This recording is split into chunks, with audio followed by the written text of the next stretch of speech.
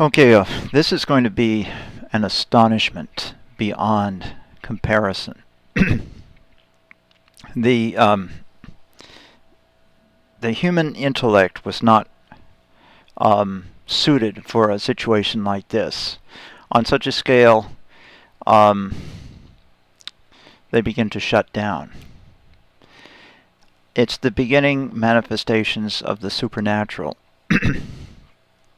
First, evil, and then good.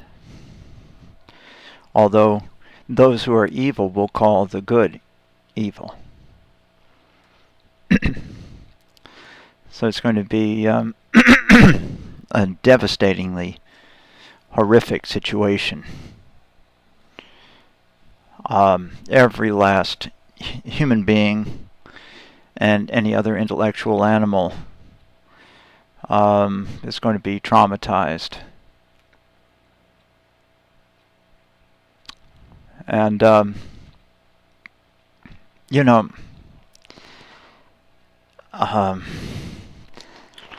well, I've been giving talks about the institution of slavery. However, as bad as that was, where you could end up with the wrong master there, and end up in bad hands.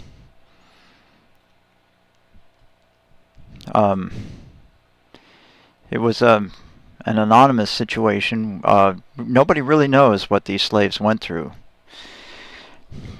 What percentage of them were subjected to horrific situations. Needless to say, in that sort of situation, the worst of human nature comes out. A situation of anonymity, a situation of people working without proper wage conditions. A very bad situation, to say the least. And this is going to recur itself, although this time with great public relations. And remember that the enemy fears public opinion, but we don't know. He might actually fear it less now than he did in days gone by, in the days of Jesus. He's been working on softening up the strength and resolve of the human being, and through thousands and thousands of years of experimentation, not to mention the amount of time before, in the old days when the enemy actually knew how all this structure worked and everything.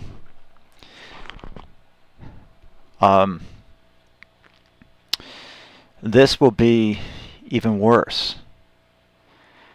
Not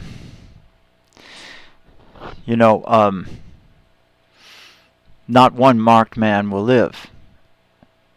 Everyone, marked man, woman, and I don't know how young it is before a person gets the mark. Maybe they have to be of voting age or something, or maybe age of initiation. They usually target somewhere around 13, although children of 7 years old have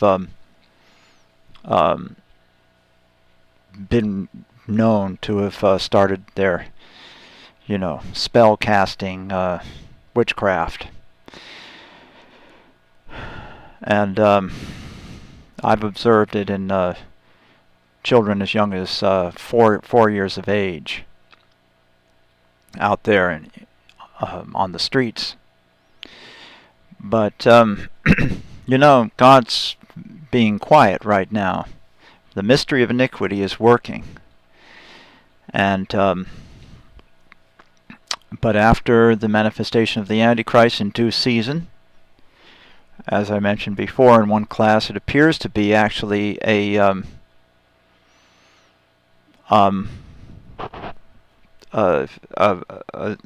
kind of like a navigation coordinates. 3.5 orbits of the Earth. By the time the Earth progresses to 3.5 orbits, there can be a vast waiting party at that particular point. But it doesn't have to be like that. It can be intercept at that time, or however it works. But there will be Armageddon, and so horrific a battle. Human beings, under the leadership of the Antichrist and the false prophet, fighting Jesus and the saints of God on what appears to be actually flying horses. Whether they're really horses or not, we'll see. It may be that they appear like horses for the benefit of the person who is receiving the vision, or it may have been that they appear like horses for the familiarity of the saints who are carrying out this culling of the marked human beings. Not one will be left alive, and I mean it literally, because you have to realize now there is a natural force, the enemy, and his people fighting supernatural forces of Jesus and the saints. Now, people may say that's a matter of belief. Good, I'm delighted. If they don't believe it, so what? When the time comes, too bad. I don't care if they believe it or not, really. But what we have to do in here is what we're looking at is, in this situation, why this is so serious. Why all of them have to be eliminated completely. Because these people are not human beings. They no longer have their humanity. They are like beasts of burden. Now, the Bible mentions and indicates in the book of 2 Peter, namely chapter 9 and several chapters after that, and also in Revelations chapter 14, it discusses how certain human beings come into existence without their humanity intact. They're literally not human. They're the expendables. Now, I don't like to talk too much about that. If I had a better understanding, I could do that, talk about this, because it would be nice to be compassionate.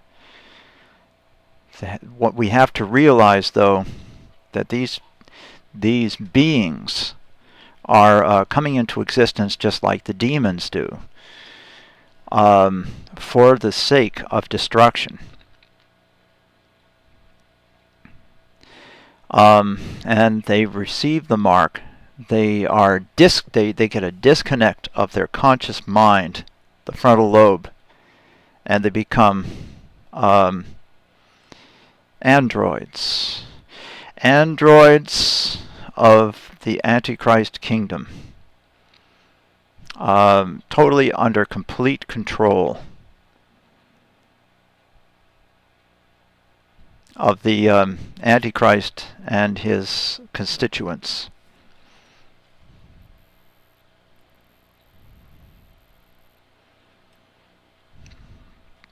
Now, this also implies that these creatures, no longer human, have surrendered their spirit and their soul in exchange for this type of Antichrist world that's coming up. That must be pretty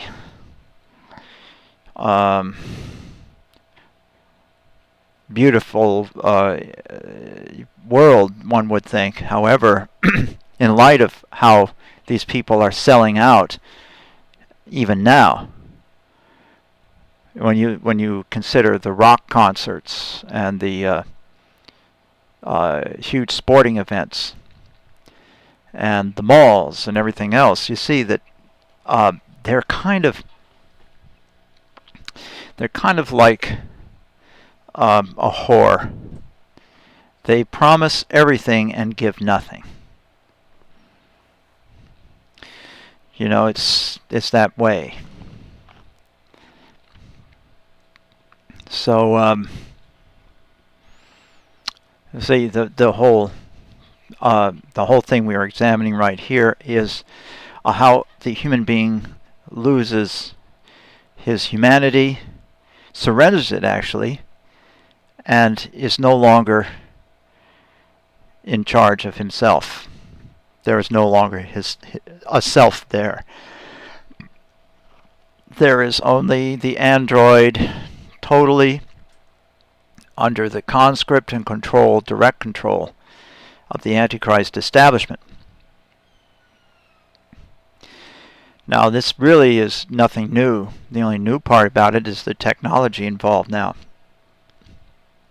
In the old days, there was what we call demon possession. And I noted this when I was out in the field, out on the street. I've run into demon-possessed people who were, every now and then, actually really berserk almost. Not insane, but given over to demonic. They had a kind of an anger and aggression. It's very interesting to see these type of people trying to drive a car.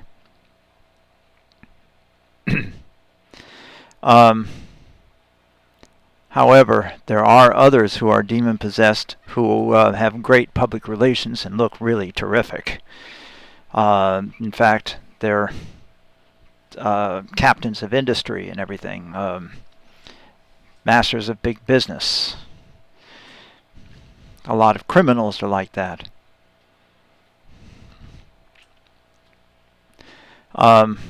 Basically, there is no longer a human soul there. There is, but it's as if they're shoved over to a corner and controlled completely by a dominant entity of evil, present and residing right internally inside the person, rather than an external influence.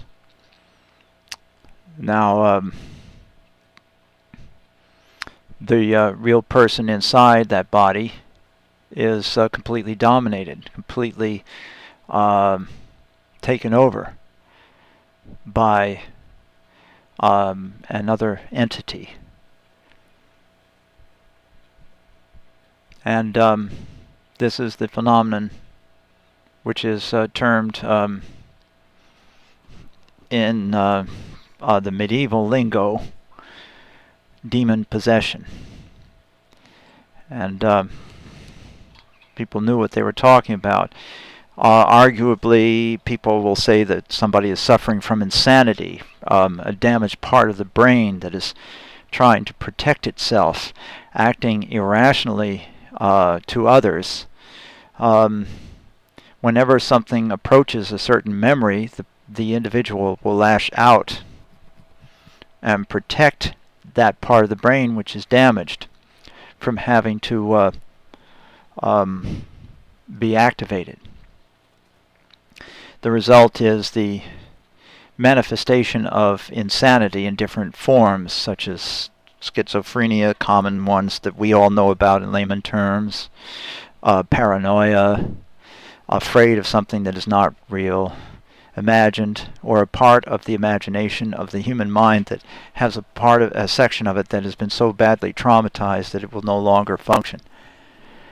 But no, this has nothing to do with that. It has nothing to do with actually the electronics of the brain or the chemistry of the brain dealing with rationale.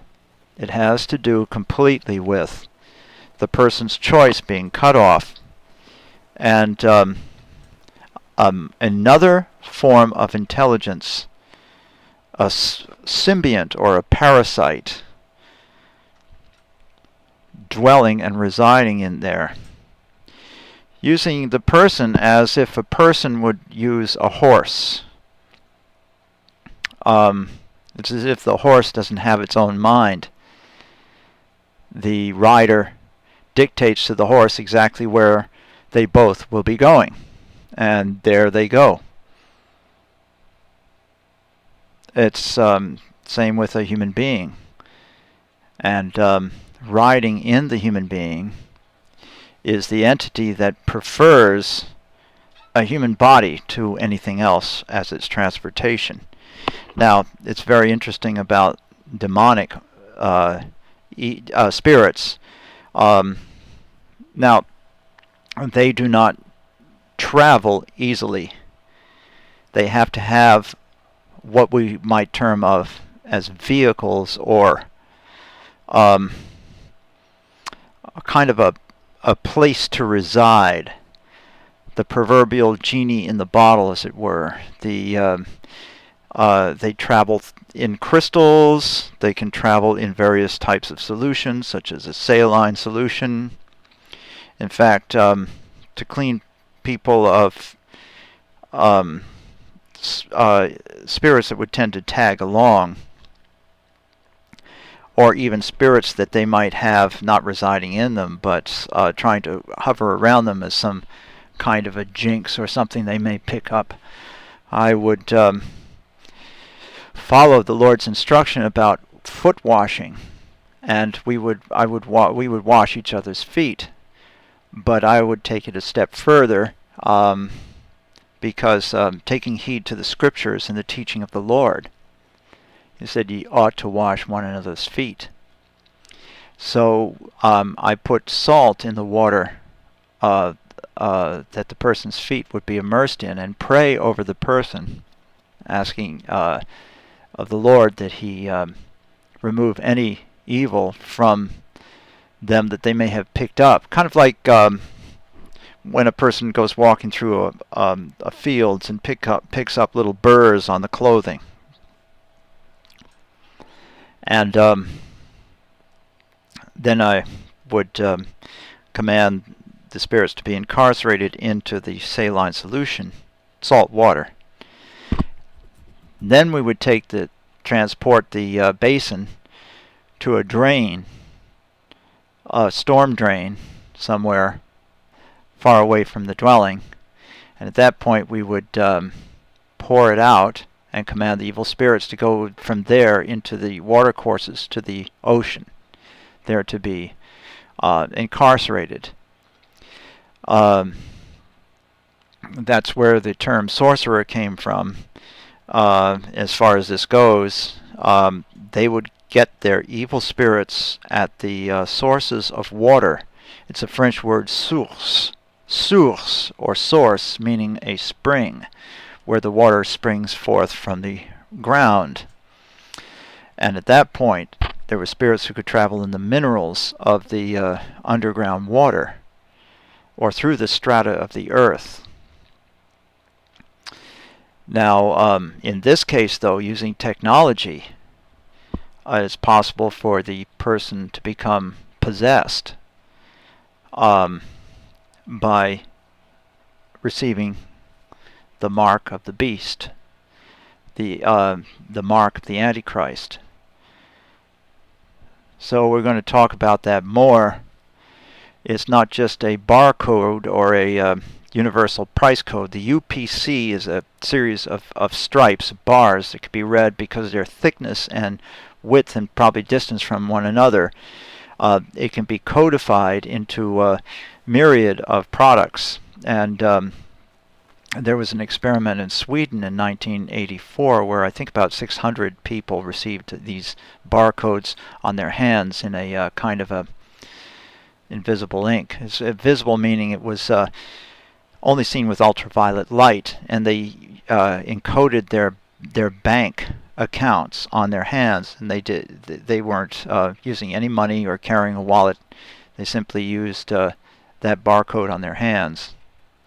So we're going to talk about that a little later, but right now I'm going to take a break in the breakers, and we'll go to section 2.